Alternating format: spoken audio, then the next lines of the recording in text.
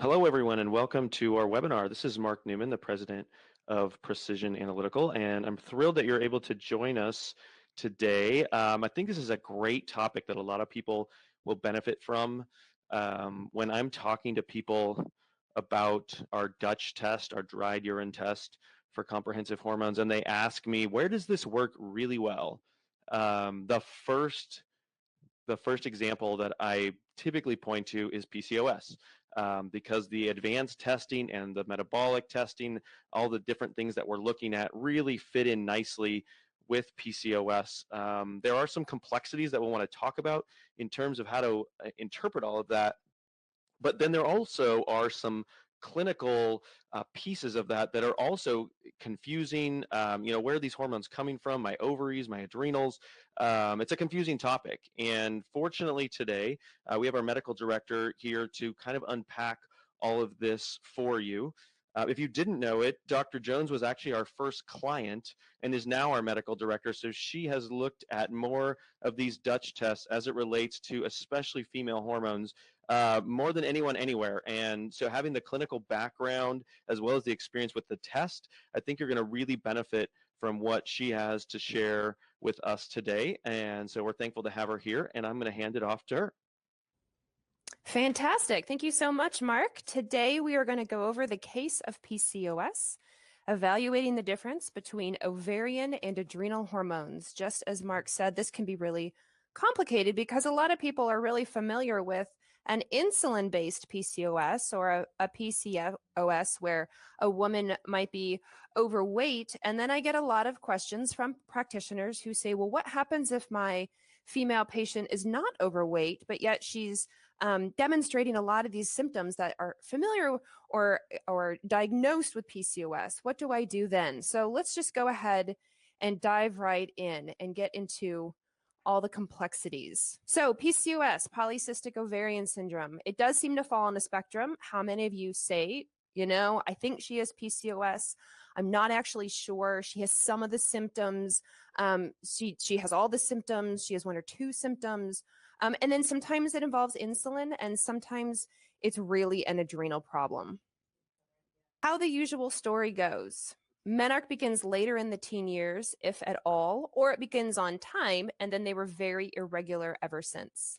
So what happens? She goes to her doctor, and she's put on the birth control pill as a result. Then she starts to get cystic acne. She's getting hair growth in places that she doesn't want, like nipple area, top of the lip, the chin area. So what happens? Her doctor says, you know what? I have you on the birth control pill, but we're going to put you on spironolactone or maybe even Accutane or both.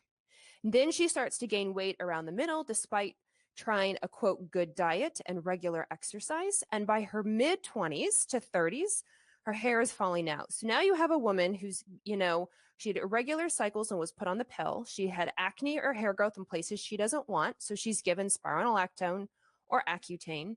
She starts gaining weight. Her hair is falling out and she comes in to see you. And of course, why does she come in to see you? Because, ta-da, she wants to get pregnant.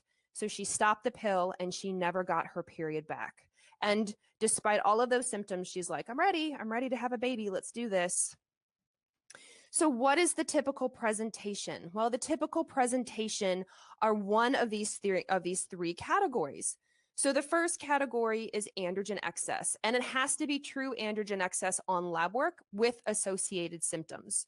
And number one, hirsutism. So this is that hair growth in places that women don't want. And I'm not talking about the hair growth like that one pain in the butt chin that all women get, or pain in the butt hair we all get on our chin that you have to, pluck and deal with. I mean hair growth. So this is like upper lip hair. This is sideburns. This is hair around the nipple, a lot of hair around the chin.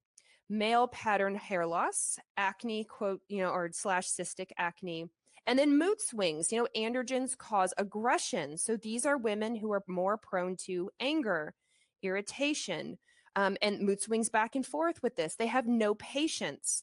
And we can all maybe identify or relate with women who have experienced that before. The second category are ovulatory issues. So she's not ovulating, or she has irregular cycles, or long cycles or short cycles, or, she doesn't cycle at all. And that, of course, leads to fertility challenges.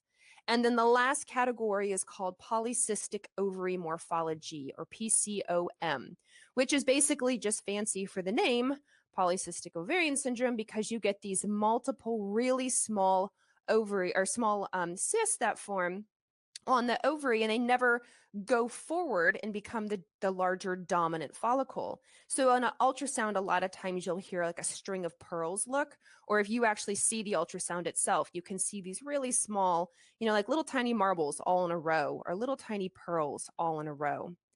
And so the diagnostic criteria is 2 out of 3. What happened in the 1990s is that they decided that PCOS would be diagnosed by having either androgen or ovulatory issues.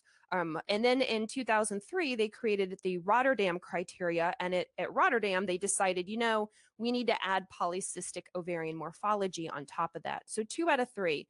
And the reason this is so critically important to today's lecture is that having polycystic ovarian ovary or polycystic ovaries doesn't matter to the actual diagnosis. And so you may have a woman who just has androgen excess and just has ovulatory dysfunction, and that's good enough. That can be diagnosed PCOS, but it can get you into trouble. So we're going to talk about that with our case, and I'll explain to you why this is so important with the individual glands. So I get asked, is obesity part of the diagnosis? Turns out not always. It's not an actual literal part of the 3 that you can choose from, the ovulatory issues, the elevated androgens, or the PCOM, but it is very common with women. 30 to 75% are obese.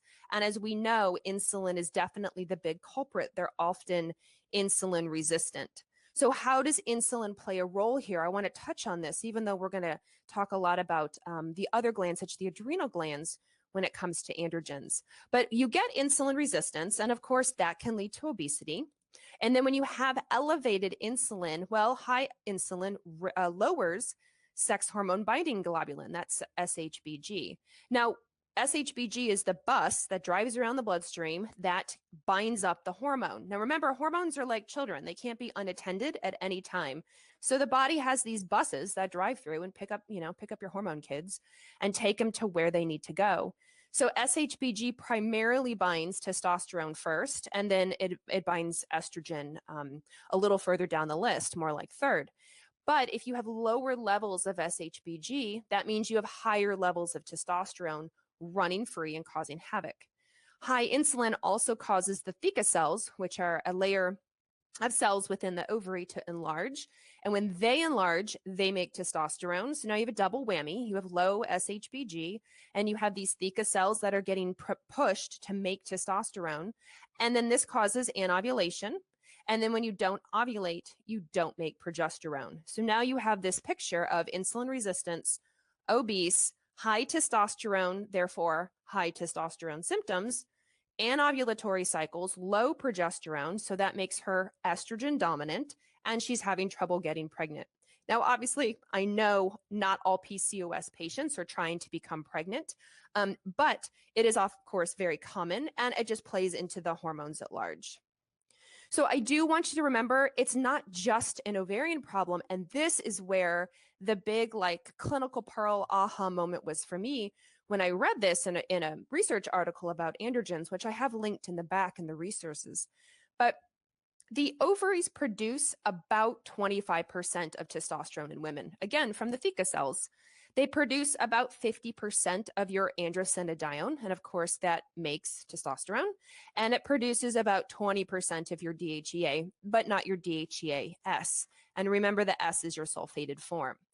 The adrenals, on the other hand, compared to your ovaries, the adrenals also make 25% of your testosterone, 50% of your androstenedione, and a whole lot of your DHEA and DHEA-S. So you'll see there 80% of DHEA and 100% of the DHEA-S. So you could really have PCOS symptoms out of either one of these glands or both. You could have an issue with both.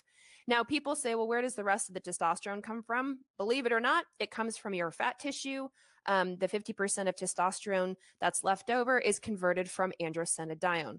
So you can actually make it from multiple places. This is a great quote that really sums up when I read this. This is from Laura Schoenfeld, who I just adore. She's a registered dietitian, very functionally minded, very smart. And when I read this, I was like, this is the quote. This is the quote that sums it all up for my whole lecture. While insulin resistance and elevated insulin often drive the ovarian production of testosterone, it is the hypothalamus pituitary adrenal axis that stimulates the production of DHEA, DHAS, and androstenedione. These hormones can be converted to testosterone by peripheral tissues in the body. This process can occur independently from the ovaries and any involvement in insulin. This means that a woman with PCOS symptoms could have totally normal functioning ovaries with no cysts, no insulin resistance, and yet still fit the symptomatic profile of the syndrome. I mean, that just sums it up right there for your patient. So if you have somebody or you or yourself have been diagnosed with PCOS or suspect PCOS, but you're like, I don't understand. I don't have an insulin problem. I'm not overweight. I don't have cysts on my ovaries. What could it be? Well, now you know. We got to look at some other glands. What am I saying? What I'm telling you is that it might be the adrenal glands. It might be your HPA axis that's causing all this. So can you tell how much hormone is being made from each gland? Unfortunately, you can't. Hormones are not tagged from like where they come from. You know, they don't wear like hometown jerseys when they get drawn from the lab to be like, hey, I'm team ovary. Hey, I'm team adrenal. And then we can separate and say, okay, your DHEA came from the adrenal over here. But all this DHEA came from the ovaries. This is why comprehensive testing and clinical history and picture are so important. So you can kind of get a good idea of, wow, yes, your insulin is a problem. Yes, you're making all of these androgens. I bet it's an insulin ovary issue. Or wow, your insulin's not a problem at all. But wow, look at your adrenals. Your HPA axis is really revved up. You're making a ton of cortisol. You're making a ton of DHEA. You've got your testosterone's high. I suspect that maybe it's more adrenal. Now, can you have both? Can you have an insulin-based PCOS and have adrenal problems compounding the symptoms? Absolutely. For sure, you can have both, which is why, broad spectrum testing is so important.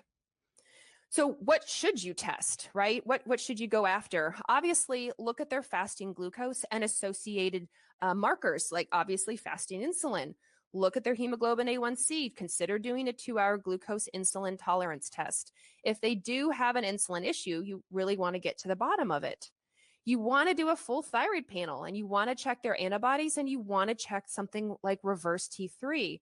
Why would you test thyroid when it comes to PCOS? Well, obviously, if you have low functioning thyroid, if you have hypothyroidism or cellular hypothyroidism, where your T4 does not turn into T3 in the periphery, remember you have little bitty deiodinases out there that do that. So the deiodinase in the periphery that does it is D1, and then D3 is what converts T4 into reverse T3. So you may have a cellular picture. And then if you have a hypothyroid picture, what are the common symptoms? Weight gain, skin problems, irregular cycles, can't get pregnant. And so you may be diagnosed with PCOS, but really it's a thyroid problem and you have to dig a little deeper. Prolactin is a big one. Why would you check prolactin? Well, of course, prolactin is the hormone for breastfeeding. But stress, things like stress and hypothyroidism, a lack of dopamine, too little dopamine, will cause prolactin to go up mild to moderately. And if you have mild or moderately elevated prolactin, then the body goes, wait, hold on. Am I breastfeeding? Am I not breastfeeding? What am I doing here? I'm not really sure. And so it adjusts the cycle for some sensitive women. They'll get irregular cycles. Now, they may also get nipple discharge because it is prolactin. But if they have irregular cycles and maybe for other reasons they're getting acne or hair growth, they can have a PCOS-like picture, and really it's prolactin. Now, of course, if prolactin is really elevated, you have to suspect a tumor, a prolactinoma.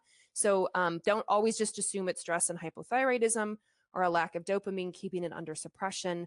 Do your due diligence and work them up. FSH and LH, and FSH And LH play a big role in PCOS because if the ovaries aren't responding, then FSH and LH tend to go up, especially LH. You'll see this like chronically high LH level in some PCOS women because the brain is saying to the ovary, like, hey, ovulate, put out an egg, let's do this. And LH just goes up and up and up. And if the ovary's not listening, you're not going to make progesterone because you're not putting out an egg. You won't have the corpus luteum left over. And so you have low progesterone levels, but high LH levels. Cardiovascular testing, mostly because of associated risk factors. There's a lot of research to support those with an insulin-based PCOS can be at risk for things like diabetes and cardiovascular disease. So make sure you work them up for that. Leptin does not get enough play. Leptin is by far one of my most favorite hormones. I've been doing a lot of research into leptin. If you're not familiar with leptin, leptin is released from fat cells and it goes up to the brain. And it's your satiety hormone. So it tells your brain if you've had enough to eat or if you're still hungry. And it really works with energy balance to help you either burn fat or retain fat. So leptin is super important. And what happens is you eat food and then leptin gets released from the fat cells and crosses the blood-brain barrier, goes up to the hypothalamus and says, hey, I'm full. You can stop eating now. We're good. And so then the hypothalamus, then a lot of other hormones come into play. You're not hungry anymore. You stop eating and you feel pretty good. Now, too little leptin or too much leptin can really cause a satiety problem, which means you find yourself hungry all the time, or you've just eaten and you want to eat some more. You have trouble losing fat because especially if you have too much leptin, then you get into what's called leptin resistance. And interestingly, a lot of people don't fully realize that triglycerides, so those patients of yours with high triglycerides, that can block leptin from crossing the blood-brain barrier. And with insulin resistance, you often have increased leptin resistance. So if you have an insulin-based PCOS, definitely make sure you look at leptin and leptin resistance. And especially because, as I just mentioned, the thyroid, leptin can have a huge impact on thyroid as well. If leptin is chronically high, as an example, if it's chronically high, then you'll get TSH suppression and you'll get decreased conversion of T4 into T3 in the periphery. And again, that's that deiodinase type 1 that I was saying.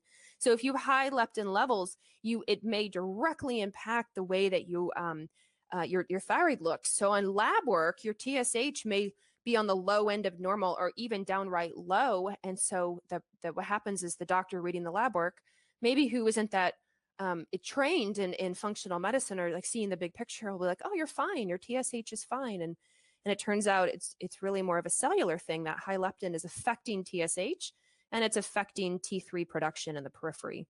So I like to touch on leptin. I know that's not the point of this lecture, but man, it's one of my favorite hormones and it's pretty cool. So keep doing other labs. What else? 17-hydroxyprogesterone. This is a big one for something called congenital adrenal hyperplasia, CAH. And so if you suspect CAH, make sure you run a 17-hydroxyprogesterone. This is a serum marker. You run this in blood work. Anti-Mullerian hormone, this is AMH. This is especially run for women looking to get pregnant.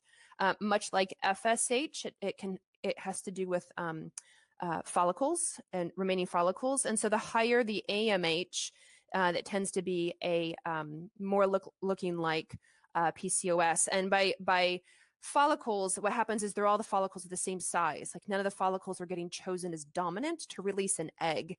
And that's a problem. When you're trying to get pregnant, you need to release an egg so it can get fertilized.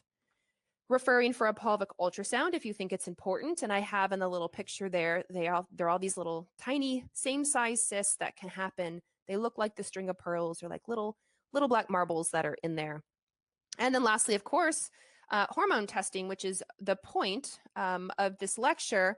I do have a couple slides, of course, because we are the Dutch test. So I just have a few review slides on the Dutch, and then we're going to go into the patient case and treatment.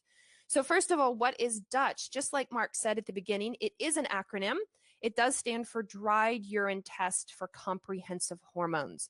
And so it's little pieces of filter paper that your patient will urinate on throughout the day and then let dry for 24 hours.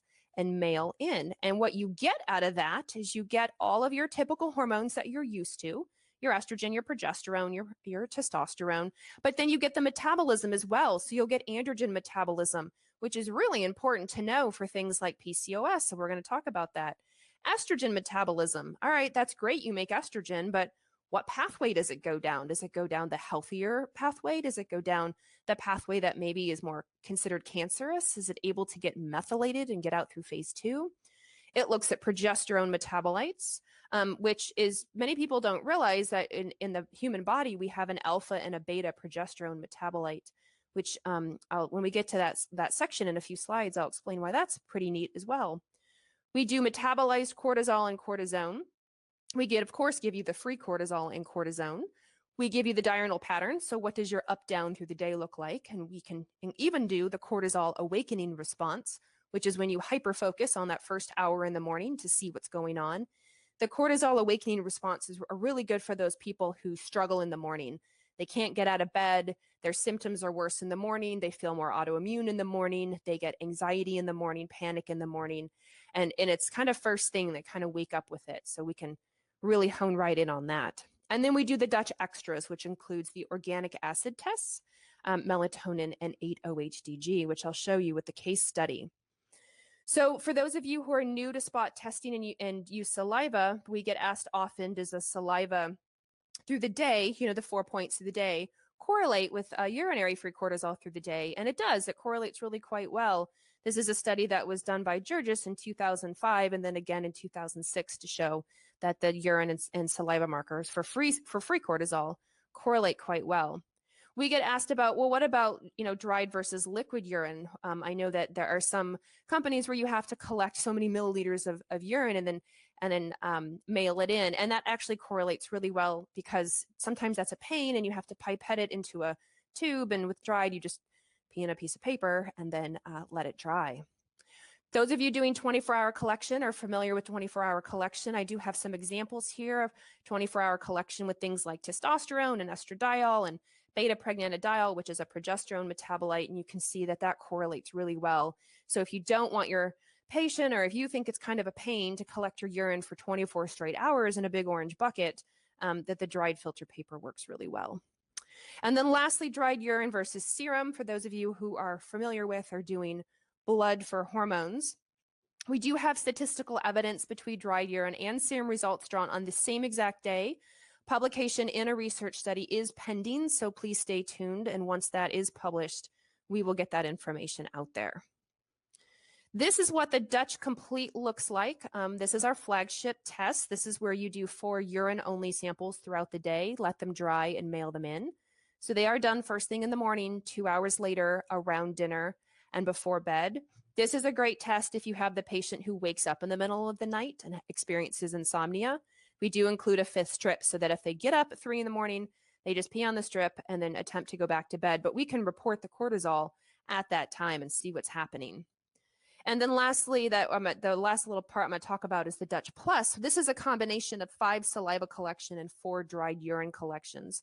While our name is Dutch, which is dried urine test, when you're looking at the cortisol awakening response, you have to collect immediately on waking, 30 minutes later, and 60 minutes later.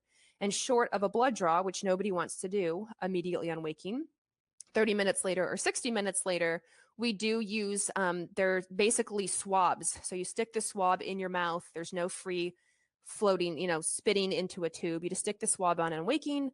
30 minutes later, you do it again. 60 minutes later, you do it again. Then you do it at dinner and then at bed. Cap everything in the little tubes, mail it all back. It does require more collection. You do get more data points. So it depends what you're looking for as a practitioner. Okay, when should you test your hormones? Whatever method you choose, you have to pick the right day as best you can. So if she is still cycling regularly and she has roughly a 28-day cycle, you want to test on day 19, 20, or 21. If she has a long cycle or a short cycle, but she's consistent, then just shift up or down accordingly. If she has irregular cycles, have her try to do ovulation predictor kits or track her ovulation signs. Some people do temperature monitoring. Some people do, mucus tracking. Some people do both. And when she's positive and she suspects that she has ovulated or her ovulation predictor kit is positive, then she's going to stop doing those things, count forward 5 to 7 days, and then she'll do hormone testing after that. And if she's not ovulating or she doesn't have a cycle or she's very irregular, please call us, call the Dutch office. And we have a bunch of questions that we need to ask to try to gauge when might be the most appropriate time for her to get her hormones tested. This is the why. I, believe it or not, often get asked why. Why would you test on day 19, 20, or 21? Why is that important? And the reason is we want to collect here in the second half of the cycle. We want to collect in the luteal or luteal phase. Now remember, a woman doesn't make progesterone if she doesn't ovulate in that age range. So what I mean is if she's a healthy, normal cycling woman and she makes an egg, once the egg is kicked out, that tissue that's left over is called the corpus luteum or corpus luteum. And that's what makes progesterone. And so if you collect a woman's hormones, including progesterone on day 5, 6, 8, then her progesterone should be really low unless she's a super early ovulator. But it should be really low. And we want to catch at the peak or the height of her progesterone rise and fall when we're doing hormone testing. All right, here's my case study. So she's a 33-year-old female and she presents with recent irregular cycles for the last 6 months. Now, keep in mind, I realize PCOS can be diagnosed at absolutely any age. It is historically diagnosed at the younger age. It's historically diagnosed somewhere between 18 and 25, according to research. It can take a while to diagnose because many women who have symptoms, I have irregular cycles, I have acne, it gets chalked up to the teenage years, right? You have a woman who's 15 and she goes to see her doctor and the 15-year-old says, I get acne and my cycles, just started, I've been having bleeding for the last 6 months, but it's very irregular. And her doctor might go, well, yeah, you're 15, you're going through puberty. Acne, while not fun, is common, and irregular cycles, while not fun, is also common as your HPO axis is trying to figure it out. So that's why it can take a while for PCOS to kind of get diagnosed. But in my case study, this 33-year-old female, she's had recent irregular cycles for the last 6 months. She doesn't have a history of irregular cycles. She hasn't had irregular cycles since menarche. She has them in the last 6 months. She's also noticing more acne and more hair growth on her face. And so she went to her primary doctor. I was joking to this patient. I'm like, you cheated on me? You went to your primary care doctor? What am I? But obviously she came back because she said, I was diagnosed with PCOS. They tried to put me on the pill. I don't want to go on the pill. And I don't think I have PCOS. Can you help me? Now, to give you some more backstory about her, she's really high stress. She's a married mother of 2 and she's in a PhD program. Like, hello, that's some pretty big stress right there. And, oh, by the way, she had been diagnosed with another doctor here in the Portland area who had diagnosed her with SIBO, and she has a lot of the associated symptoms. So she's pretty inflamed in the gut area. So she's high stress, mother 2, PhD program. She has inflammation in her intestines. She said, I've been noticing some belly weight gain lately, and we did labs, and her glucose and insulin were normal. Her thyroid was normal, and her prolactin was normal. So I was like, I don't think this is PCOS. I don't think so. So we did a Dutch test on her, and this is what her hormone page of her Dutch test looked like. Now, for those of you who are new to the Dutch test, this might look a smidge overwhelming because there's a lot of dials and a lot of arrows. But trust me, you just follow the arrows from the top down. It follows a steroid pathway. And the reason we have it follow a steroid pathway is so that you can see where the hormone came from and where it's going and where the hangup is. So let's break this down a little bit further so it's easier to understand. On the right-hand side, where I have it just narrowed down, are her progesterone and her estrogen markers. So at the top, her progesterone it's low. It's definitely below the star. So in between the stars is the luteal or luteal phase. And then there's a little purple rectangular box, and that's the menopausal range. So she's kind of like between the star and the box. So she's between like the normal range and a menopausal woman, which is not great. So it either means she didn't ovulate at all, or she ovulated and this is as good as it gets. This is as much progesterone as she's going to make. Now, why do we give both the alpha and the beta metabolite of progesterone? Well, the beta metabolite is the most common in the human body, male or female, when it comes to progesterone metabolites. But it's the alpha that helps the most with sleep and anxiety. It's the alpha pregnanediol that turns into other metabolites, specifically one called allo, ALLO. And allo crosses the blood-brain barrier and supports GABA. And GABA is your calming, relaxing, neurotransmitter in the brain that helps you sleep, and it helps you be relaxed and helps you have patience and not be angry and irritated. So for women who are not ovulating or not producing very much progesterone, they may miss out on this alpha progesterone metabolite, and therefore they say, I can't sleep and I'm more anxious, or I don't have as much patience, or, I'm more irritated. So while this case and this woman, she's having irregular cycles, you can also associate it with your patients or maybe yourself who are going through menopause. You're just entering menopause and you're thinking, I used to be a great sleeper and I'm not anymore. Or I used to not have very much anxiety and now I have a lot of anxiety. Look to this A-pregnanediol. Okay, so underneath that are her estrogens. She's very estrogen dominant. Her E1, her E2, and her E3, which we report all three of them, are up in the red. Why might they be up in the red? It could be from aromatization, right? But it can also be from a detox issue. So looking right below that, you'll see it on the right-hand side. It says unhealthy phase 1 detox. She favors the 4-OH and 16-OH, which OH also is hydroxy. So the 4-hydroxy and 16-hydroxy compared to the 2-hydroxy or 2-OH. Now, we're going to get to this in the next slide. So just hold on just a second with your questions. Then if you look on the lower left-hand corner, you'll see it says sluggish phase 2. And phase 2 here is the ability to get from 2-hydroxy to 2-methoxy. And the genetic enzyme involved, or the enzyme involved from the genetic SNP is COMT or COMT. That's what does that.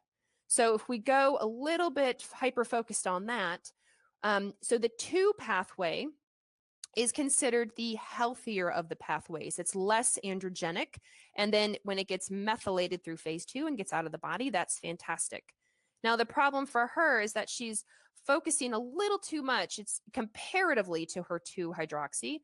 Her 4 and her 16 are higher. Now, her 16 is the highest. It's actually in the red there, is when you can see in the circle.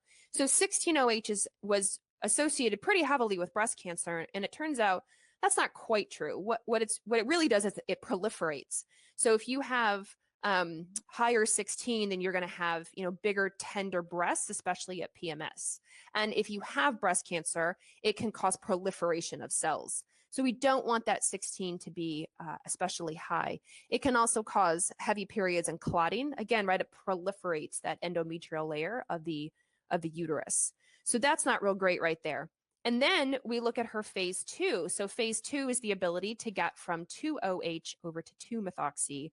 And I'm like, for the numbers she has, it's a ratio. Like how well can she get from one to the other? And it's sluggish. While both numbers, both dials are on the sort of the lower end, both the arrows are in yellow. Again, it's a ratio of the amount of estrogen coming through. And I know if we work on that phase 1 and get it faster, and we focus on the 2-OH, then I don't know if her phase 2 can keep up. I don't know its ability. So I'm probably going to want to support her phase 2 eventually. So like I said in the yellow box there, the detox numbers are dependent on the amount of estrogen moving through at that time. It can absolutely change. So if you have a woman, as an example, who's menopausal, her phase 1 and phase 2 may look one way. And then if you put her on estrogen, it may all change because it's only the ability of the amount of estrogen coming through at that time. So just keep that in mind. It's very it's movable. It's not permanent. But in this case, I'm like, maybe COMT or COMT, and that will come back later. Let's talk about androgens. So do you go down the pathway that causes hair loss, acne, facial hair growth in unwanted places? This is why the Dutch test is so great, because we can look at DHEA and its metabolites. We can see the pathway that it's going down. The 2 pathways are listed there. One starts with an E. It's called etiochalanolone. and the other one is androsterone or androsterone, depending how you say it. And we can get a relative idea of what the enzyme called 5-alpha reductase is doing. Now, at the top left, you'll see a note. It says lower DHEAS equals inflammation. So when you look at DHEAS, remember the body makes DHEA first. Then it has to put the S on. And then when it needs to do something, it takes the S off and moves it downstream. You'll see the arrows come from DHEA and then move down, but they do not go anywhere from DHEAS. But inflammation stops sulfation, or it slows it down. So in this case, I know she has SIBO and she's high stress, and I'm assuming she's, of course, inflamed. And so I don't think you have a DHEA problem. I think you have a sulfation problem because of probably your SIBO. Now, you may also be looking at this and think, well, her testosterone's not high, but she, has these acne and hair growth problems, and she was diagnosed with PCOS. And so right there circled, you can see her testosterone looks kind of right in the middle of her dial. So people will say to me, if it's not elevated, is it still PCOS? And then why would she have these symptoms? Because isn't it all based around androgens and testosterone? But really what it turns out is it can be absolute relative numbers of androgens. Are they all elevated? Or it can be an increase in 5-alpha reductase. So 5-alpha reductase is what converts androgens into the more potent DHT, or the alpha metabolites. And what those alpha metabolites do are cause acne and hirsutism and hair loss on the head and anger and irritation and loss of patience. So if you have a man or a woman, I know this is a PCOS case, but even men get male pattern baldness and irritation and acne. So if you have a woman with this, start to think, maybe it's her 5-alpha reductase pathway, and look there. Now, genetically, it may be upregulated, but what can promote it are things like inflammation, insulin, and obesity. So if you can get her inflammation and her insulin under control, then more often than not, you can get her 5-alpha reductase under control. You'll see her mood improve. You'll see her acne get better. Maybe she's not losing as much hair on her head. So focus here for those androgens. What did her adrenals look like? Well, I ran, obviously, the Dutch test for her adrenals, and we do both metabolized cortisol and free cortisol. And good gracious, everything is high in the red. Her metabolized cortisol is super high, 7,690, and then her free cortisol is 234. And then we have the pattern, and you can see on this pattern, she starts out okay on waking, but then in 2 hours, she shoots way up. And so I have that circled there. And what you sometimes might say to me is, hey, Carrie, she spikes up really high in the morning there where I have it circled red. What supplement should I put her on? Now, I don't know, because I don't know why she shoots up in your patient case. In this case, I'm going to ask, hey, look, your other 3 points are kind of in range. What happens for you in the morning? Well, as you can imagine, she's a married mother of 2 trying to get ready for a PhD program every morning. So her mornings are sheer chaos. Her HPA axis is responding to the fight or flight that's happening around her as she's trying to run out the door in the morning. Now, the other thing I happen to know about this patient is when she runs out the door in the morning, she has coffee in one hand and she has not eaten. So it's also partly a blood sugar response as well. So she's not eaten. Her cortisol shoots up and she's high stress and she's trying to herd cats with her family and get to her university on time. And so I'm going to work from that effect as opposed to just trying to suppress her cortisol right off the bat. Now, she does crash in the afternoon. She does feel that, of course. And we are going to talk about that, what we might do as to why she has that quite dramatic drop. But for you practitioners, I'm sure you can guess why, given the history that I just told you. And that leads to metabolized cortisol. Why is metabolized cortisol important? What do you care? And what, more importantly, what supplement do you give for metabolized cortisol? Well, it turns out metabolized cortisol is similar to total cortisol output. How much cortisol is being made in total, and how is the liver processing it? And it gives you the why. It tells you where to go to look for answers. So the most common why that it's elevated are stress, which she has, inflammation, which she has, infection, well, she has SIBO, Pain, well, yeah, sometimes her stomach hurts because of the SIBO.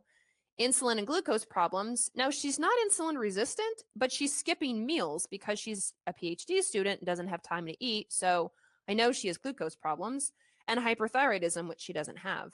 So if I address those things, her metabolized cortisol will naturally drop down. That's giving me the why and where I need to look. So I would use treatments and ideas and suggestions and supplements and vitamins and lifestyle changes to address these points here for her, sort of as a comprehensive look. We also did our organic acid test on her. And on here, you can see there's an arrow that points to B6. The B6 marker is called xanthuronate. It's at the high end of range. So the higher xanthuronate is, which actually means the less B6 she has. So she's missing out on some B6. And then her neurotransmitters. So let's zoom in on those neurotransmitters. And you can see her HVA, which is a dopamine-associated neurotransmitter, her VMA, which is a norepinephrine and epinephrine-associated neurotransmitter, and her 5-HIAA, which is a serotonin-associated neurotransmitter, are all low or at the low end of range. And so I have some cheats at the bottom for you there. So low HVA and VMA, maybe it's comped. Why would I suggest comped? Well, I know her estrogens aren't doing that great. Maybe it's low tyrosine. She can't make it in the first place. Maybe I need to look at her diet and perhaps lack of protein. Her low 5-HIAA, well, maybe it's high estrogen or cortisol or gut issues that's diverting the body away from serotonin, which I'll show you in just a second. And maybe it's MAO. Now, the one thing I forgot to put on here is maybe it's low tryptophan, right? It's possible. Again, diet, we got to look at protein, but genetics can play a role. Diet can play a role. Infection and estrogen can play a role. So let's look at that specifically for tryptophan. So for those of you who don't remember, tryptophan can go two places. It can go down the IDO pathway to kynurenine, and that of course makes NAD. And about 95% goes that direction, which is fantastic. And then tryptophan can go up to serotonin, and then serotonin can make melatonin. And I have the coenzymes there for you and the SNPs to make melatonin, just as a reminder. And then serotonin can make 5-HIAA, and I have the cofactors in the genetic SNP there, MAO, that can make from serotonin to 5-HIAA. Unfortunately, only 5% goes up that direction. So what will shift the body from tryptophan making serotonin down to kynurenine? Well, excess estrogen, cortisol, inflammation, and LPS from gram-negative bacteria in the gut can all do that. Now, in her case, I'm actually going to go back 2 slides just to show you her 5-HIAA is okay. But if you can look, I know it's in small print, I apologize, her melatonin is normal. Her melatonin is fine. So I'm a little less suspicious of this happening. I'm not saying it's not, because we know she's estrogen dominant. We know she's cortisol dominant. We know she has inflammation. But just be aware, like, looking at melatonin can also help. Those of you who are into genetics and want to see how the breakdown goes, here's a good one to tell you how COMT and MAO go down to HVA and, of course, go down into making VMA. So they're all over the board. And we know that MAO is what helps break down serotonin into 5-HIAA. So maybe some genetic workup for her may be ideal. So where do you start? What do you do? And is it really PCOS? So thinking about this case, primary goal, number 1, address the cause.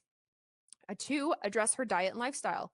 She's skipping meals because she's running out the house. She has this family and she's in a PhD program. That's super tough.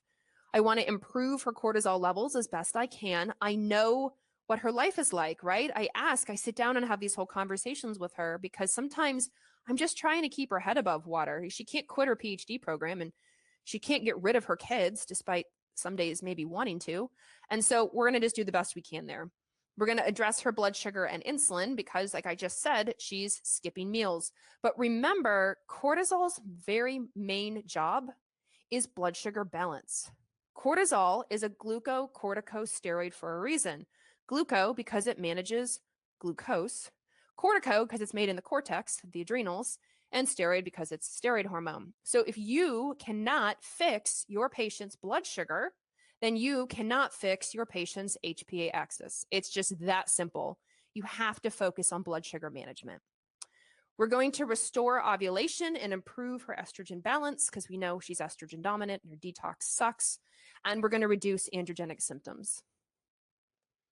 All right, for her, addressing the cause. Well, in this particular case, I said, your high stress and your gut inflammation are likely upregulating your HPA axis, and this is causing high cortisol. And what woman has not experienced irregular cycles due to a super stressful event in their life? Some women can have just like an easy, quote unquote, easy stressful. They just cross time zones and their cycle gets all messed up. And other women, it's more significant stressors in their life, and they'll go, "Ooh, my cycle was short. My cycle was long. I skipped a cycle this month. I don't think I ovulated this month." I'm like, okay, it's probably just the high stress you're going through. That's fine. And we all know that high cortisol can also increase weight gain. Now, her adrenals are also making probably higher levels of androgens, especially that 5-alpha, increasing that 5-alpha, and that can cause her acne and her hirsutism. So how do you address diet, lifestyle, and insulin factors? Again, insulin's not a problem for her. I actually did not put her on any of these supplements, but I wanted to give them to you, the listener, just to get an idea. So when you have the insulin-based PCOS, you can look at this list and go, all right, let's see what fits. By far, though, I will tell you with my insulin-based, I do like berberine. There's research to show that berberine can be as effective as the medication metformin or glucophage, which I have listed at the bottom. And metformin and glucophage can work great. I know practitioners that with an insulin-based person, they use metformin and glucophage, but I tend to try to go towards berberine first. And I love inositol. Inositol can be really great for helping those with insulin resistance. And I know several people do use D-pentatol, but it's expensive, which is fine.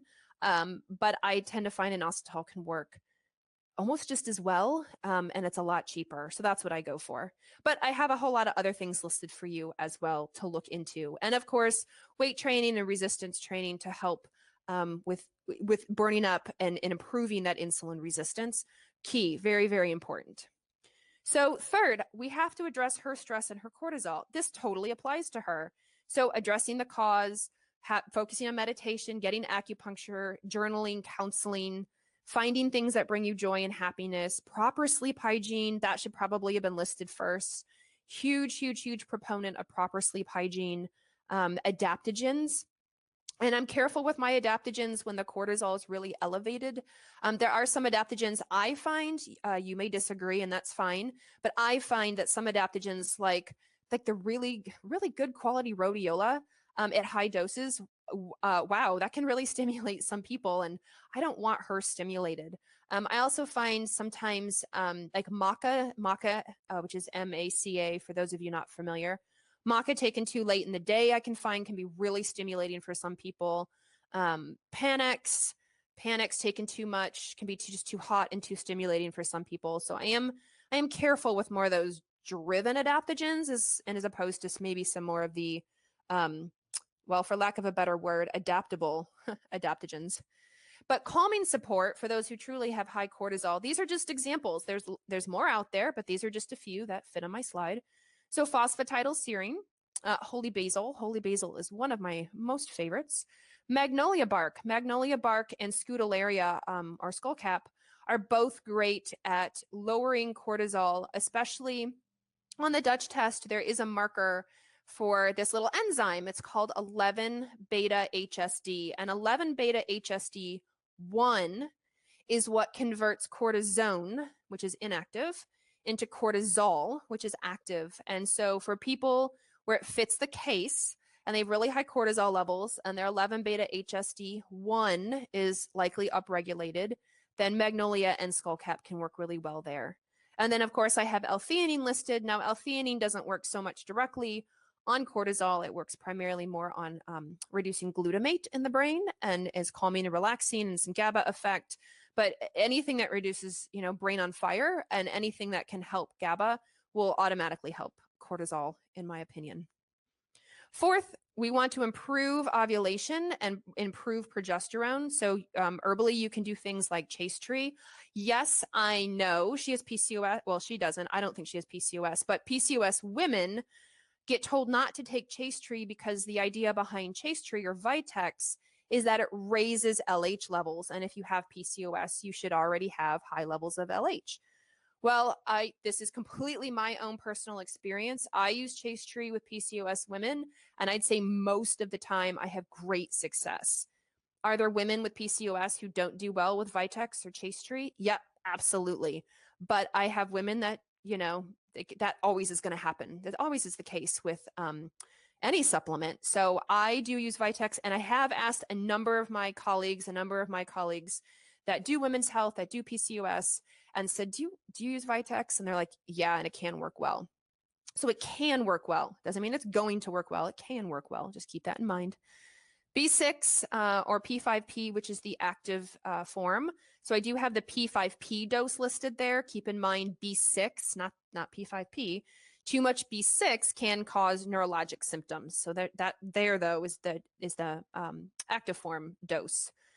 Maca is really helpful. I do find that it can help with sort of brain communication, sort of pituitary down to the ovary or pituitary down to the adrenal. I have sometimes maybe seen that maca can raise androgens, which is an estrogen, which might be great for your menopausal woman, but not so great for your PCOS woman. So just be careful with your maca dose. Cordyceps. I love cordyceps, the mushroom cordyceps. That's a great one for the pituitary communication down to the other glands. Evening primrose oil, homeopathics. Those of you who are into or doing homeopathics, there's, as it fits the case for one, but there are some homeopathics specific for, trying to induce menstrual cycles or regulate menstrual cycles. Same goes for seed cycling. For those of you who are new to seed cycling, I would suggest, do a little search on what seed cycling means, because that can be really helpful. And that's been around and taught for a very long time. And then improving melatonin release from the pineal gland. What people don't realize is that your circadian rhythm affects everything. So if you want a rhythm to your menstrual cycle, then you have to figure out your rhythm for your sleep cycle. Melatonin is really important for reproductive rhythm. So if you're not sleeping and you're not making melatonin and you've screwed up your sleep rhythm, you may have a screwed up reproductive rhythm. So just keep that in mind. And then lastly, we've got progesterone, bioidentical progesterone as it fits. There's topical, there's oral, there's sublingual, there's vaginal. If you know she's ovulating or you're trying to get her to ovulate, please make sure that you do your progesterone in the luteal phase or the luteal phase or only after she ovulates. There is a feedback loop. If you do too much progesterone in the follicular phase in the first part of the cycle, you might induce that feedback loop. The brain goes, oh, I have plenty of progesterone, and then you don't release LH. So just keep that in mind. I'm not saying you can never do progesterone in the first part. Just be very careful of your dose. And if you're a sensitive woman, it may be better in the second half if you know it. And then obviously, lastly, acupuncture. I'm a big fan for acupuncture and getting cycle regularity and ovulation restored, and of course, fertility. And then lastly, reduce androgens, reducing that 5-alpha symptoms that she has. How do you do it? Well, as you address her insulin, and I didn't write this here, but leptin as well, and you get her cortisol down, many of her androgen symptoms will ease, right? Because it's the adrenals that are making androgens in this case. And so if you can get her cortisol under control, you'll probably get her DHEA and testosterone under control. And then spearmint tea is anti-androgenic. Unfortunately, that study, which I believe I have listed in the references, does not mention peppermint tea. I don't know why. Why would you be a researcher and just look at spearmint tea and not peppermint tea? Like, everybody drinks peppermint tea, but spearmint is pretty anti-androgenic. So that's an option. And then there are some supplements and medications that we call 5-alpha blockers, quote unquote, to help reduce that 5-alpha pathway. These are for sure straight up Band-Aids. These do not cure anything. You have to go after the cause, which are if it's insulin based or cortisol based. And so one of saw palmetto, and then zinc, stingy nettle root, Pygeum africanum, reishi mushroom, and EGCG from green tea can help reduce that 5-alpha pathway. Now, be aware, if you're a practitioner and you're looking at your supplements and you say, well, Carrie, all these supplements are in my supplement called prostate support or prostate formula or prostate helper. I can't give this to my female. Like, I know it's awkward. So you have to tell your patient, Yeah, I know. I just need the herbs inside. If they have a male significant other in their life, like warn them, like, hey, I know it's this prostate. I know you don't have a prostate, but I just need the stuff inside. So just keep that in mind when you're going through your supplements or looking up like what might be a good blend for your particular patient. If it says prostate, um, it can be a little awkward. And then the medication, of course, is spironolactone. Spironolactone can help significantly for women who have acne and facial hair and reducing that. All right, so what did I do for her as we draw to a close? So number one, first priority is sleep hygiene. I needed her sleeping. That will help energy. That will help her reproductive hormone release. Sleeping just solves everything. It raises growth hormone, which is your scrubbing bubbles in your body to heal every cell. Obviously, it raises melatonin, which is a potent antioxidant. So sleep hygiene. I talked to her about her morning routines. I saw her cortisol shot up, and I said, you have to ask for help. You have to do stress reduction. We have to do something as best that we can because you can't keep going on like you are. We talked about regular eating patterns, being prepared. She was skipping breakfast, not because she was intermittent fasting. She was skipping breakfast because she didn't have time. And unfortunately, then she was choosing things as she flew out the door or once she got to the university that were not healthy or helpful for her. So we talked about options she could eat on the fly or what she could try to eat at home or have prepared the day before or night before, or even doing some meal prep on weekends to have ready throughout the week. Because, this program wasn't going to quit and her kids aren't going to quit. So she had to be prepared. What I did decide for her is I'm like, look, you have to get your SIBO under control first. You have to get those gut symptoms or gut reasons under control. If you don't address the gut, then anything I give you or that we do, one, it's not going to absorb. And so that's useless. And two, the SIBO is causing her a lot of symptoms and a lot of inflammation. And I needed that inflammation under control to help anything that was 5-alpha and to help with the metabolized cortisol. So I had her, so the practitioner that diagnosed her SIBO, I said, okay, you're going to go there first. You're going to do that for at least a month. And then we're going to add in a few things just to help you along the way. So step one was everything I said and everything she could control: sleep, her morning routine, her eating patterns, and SIBO. And then I had her come back and we edited adrenal adaptogens. I did not do adrenal suppressive. I did not do phosphatidylserine or magnolia because I knew why her morning cortisol was so high. And I didn't want to suppress it. I wanted her to help to learn how to manage that. But I did want her afternoon point up to be a little higher. So we did adrenal adaptogens. I decided to put her on Chase Tree every morning to help with the brain ovary communication. And I did put her on a B complex that was heavy on the P5P because if you recall, her xanthuronate was a little high, which meant she had a B6 issue, and B6 goes a lot into like neurotransmitters and hormone production and things like that. So this is what we started with. This is what I did for her. And at 5 months, she came back. I know 5, but busy mom in a PhD program. This is good. This is as good as it got. So 5-month follow-up, she said her husband and her mom were helping her a whole lot more with the kids, which is really great. And doing the SIBO protocol with the other practitioner, her digestion had significantly improved. And she was working really hard not to skip meals, which was wonderful. And when she had to skip a meal, she was prepared. She had, sort of high protein, good fat snacks to help try to carry her through. She was working really hard not to be on her computer at night. I had suggested buying those ever so sexy blue light blocking glasses and, using the apps on the phones and the computers to do like night mode or to switching her phone background to make it more red. I don't know if you guys know this little hack. If you have an iPhone, you can actually change your color tint to be reddish or red. I learned this off of Ben Greenfield, posted a thing about it, and I was like, man, this is brilliant. If you don't have your little, red, blue blocking glasses, then you can make the switch on your iPhone and tint it red, which is super cool. And it's super easy to switch back. There's a little shortcut you can do back to the bright phone. So anyhow, for her, I said, you can't be on your computer at night, but if you are, please wear the glasses.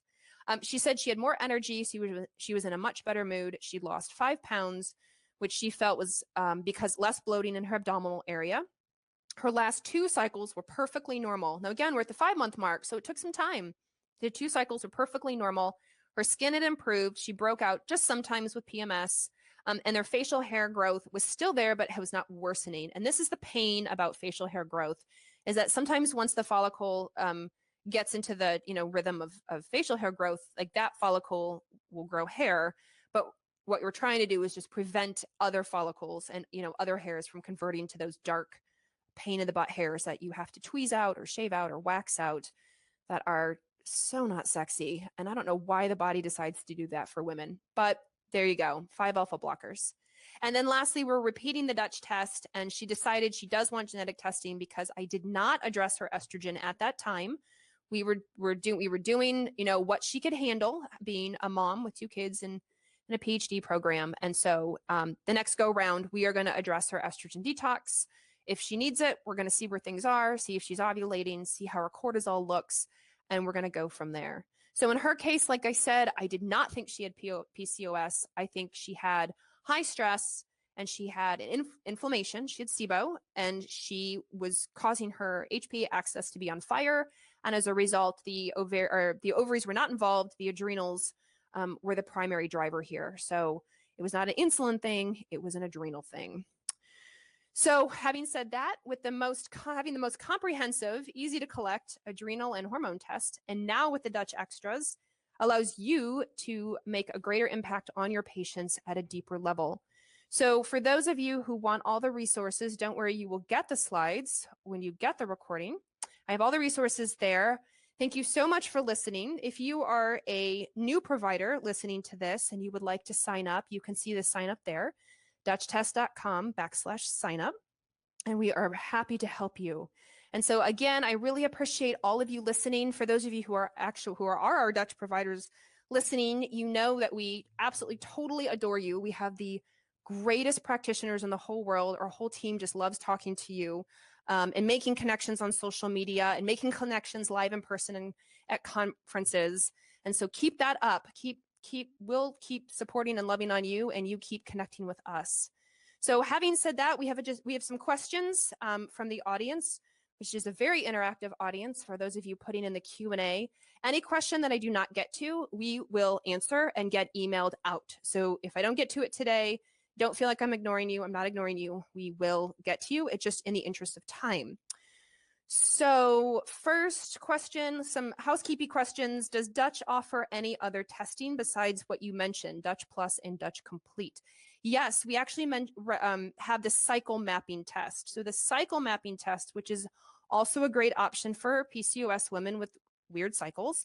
That's the test where you urinate on a strip of paper basically every morning throughout your cycle, and then we graph it out. So for those women who have symptoms all cycle long, who are struggling to get pregnant, who have ovaries that function but they don't bleed. So if they have like a Mirena IUD, or they had an ablation or a partial hysterectomy, but they still have their ovaries, a cycle map can be a really great one because we can see like how high does your progesterone go? Is it a nice big rolling hill, or is it a mountain where it goes up and down and then it crashes out? So that is also an option that you can do. Is this covered by insurance? The test we do, if you provide the ICD-10 code, we do provide the CPT codes and a super bill, and they can submit to insurance. And what we're finding is that we are, of course, an out-of-network lab, but the reimbursement rate for a lot of people, because we get a lot of feedback about this, is rather good. Feedback can be somewhere in the 40 to even up to 80% for some people if they've hit their out-of-network deductible. So please, yes, include an ICD-10 and we will get them their super bill, a CPD code. What is the turnaround time if I do this for my patient? So once we get it, it takes about 5 to 10 business days to get back to you. All results are on an online portal. So you would you get an email notification that says you have a patient who has results ready. Please go to the portal, and you would log in with your own personal private login, and you can pull your results anytime of your patient. Are there physicians on staff I can speak with to go over results and talk about therapy? Yes, absolutely. Are you kidding? We have fantastic physicians on staff. We are a team of 5. So there's a team of 6. There are 5 doctors on staff, and we have 1 clinical support specialist who handles all of the scheduling. We do a lot through email as well, because we know that your time is busy and sometimes you don't have time to talk on the phone. So if you are a practitioner and you have a patient that you need some help with, you can call and schedule an appointment. All the appointments are 30 minutes and they're free. You can go over your patient results.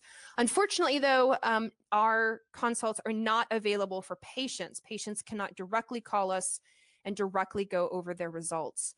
You will have to go through your practitioner or your provider for that. Let's see, do you test FSH or LH? I wish. We do not test FSH or LH at this time.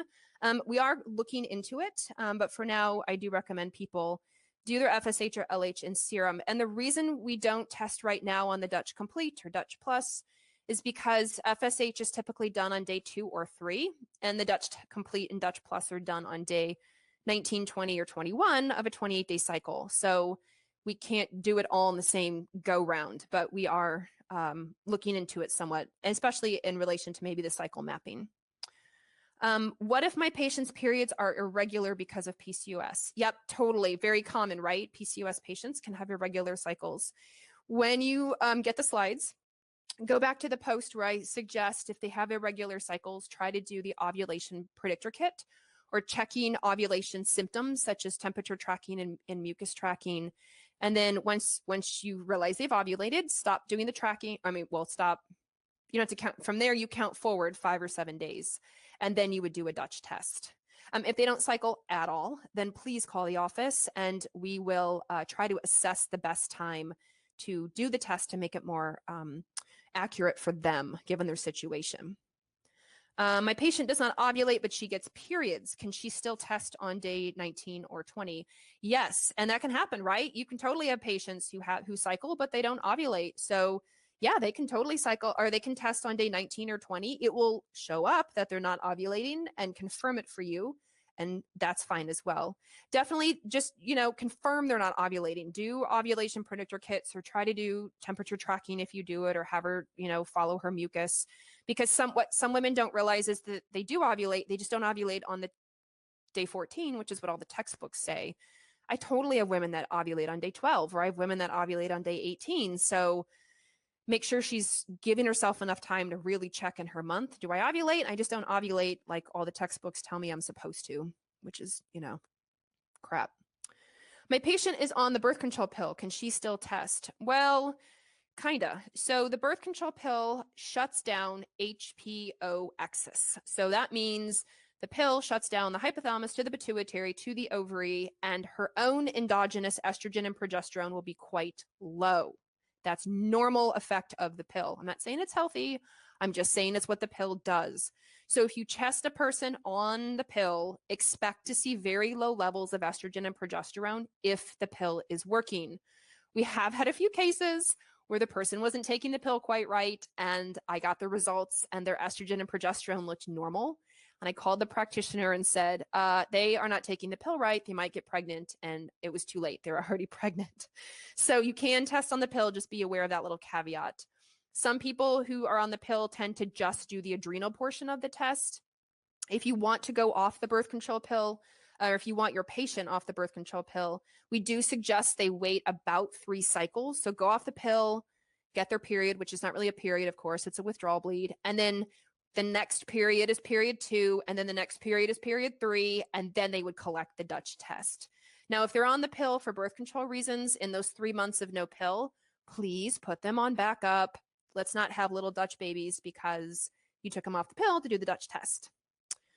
What if my patient's 5-alpha reductase is not high on the gauge, but all of their androgens are high? Can they still have high androgen symptoms like acne or hair loss? Yes, because the 5-beta side is not no androgenic, it's just less androgenic. So the 5-alpha side is high androgenic and the beta side is low androgenic. But if you have a lot of everything, you can absolutely have acne, hair growth.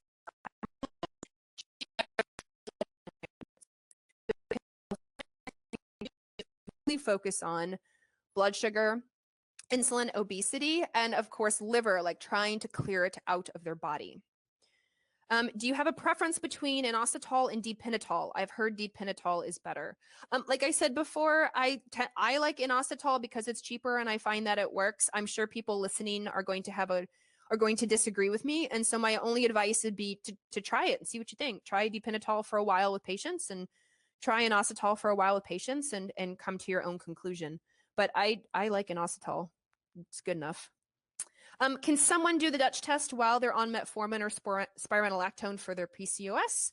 What about supplements for PCOS like you mentioned? Yes, absolutely. If they're on metformin or spironolactone and you want to see if it's working, then keep them on it and they can totally do the Dutch test, no problem. But if you want them off, if you want a baseline, like if they're on metformin, or they're on spironolactone.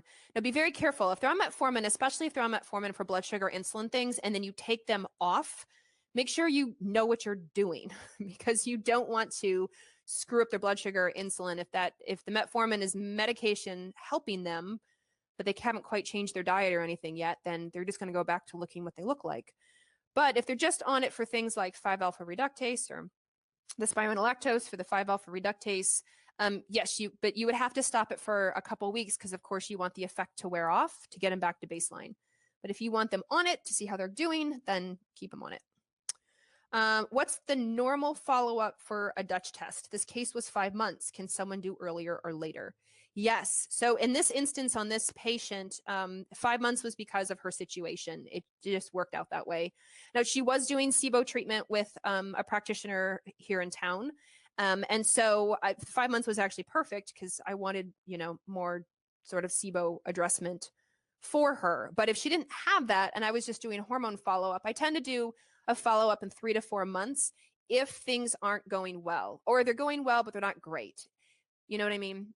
But if she says at 3-month mark, man, I feel fantastic. You are a god or goddess. This is amazing. I'm on the right track. Then push it out to 6 months and then just do it then. Like you're on the right track, keep going, and then reevaluate at the 6-month mark. And then after that, some practitioners like to do the test every 3 to 6 months. Once the patient's good and stable, some practitioners go to yearly. And so it really depends on your patient, but for sure you can do it sooner or later. So with that, I know there are a whole host of other questions that we will get to, but unfortunately due to time, and we do not want to, run out of time, and I don't want any more tech issues. We are going to stop right here. Again, I thank you so much for listening to all our Dutch practitioners.